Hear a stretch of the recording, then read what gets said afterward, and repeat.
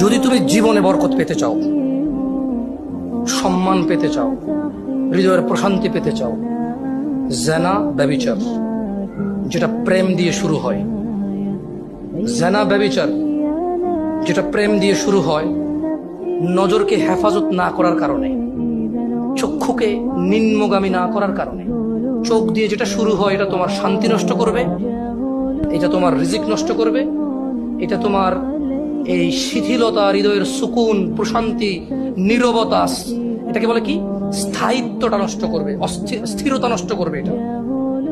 ছোট ভাই, তোমার প্রতি আমার নসিহত, তুমি কে নীল পড়ছে, লাল পড়ছে, কে ছোট পড়ছে, কে বড় পড়ছে, তুমি এগুলা মেজারমেন্ট করার দরকার নাই। তুমি নিচে নজর রাখো, হাঁটো। তোমার এটা জানারও দরকার নাই আজকে তোমার সামনে দিয়ে কয়টা মেয়ে কি পড়ে গেছে তুমি দেখোই নাই। তুমি নিচে হাঁটো, যথাসম্ভব তুমি যতটুকু নিচে দেখে হাঁটা সম্ভব তুমি তোমার চোখকে হেফাজত করো।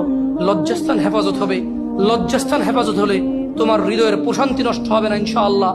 রিজিকের দরজা খুলবেই খুলবে।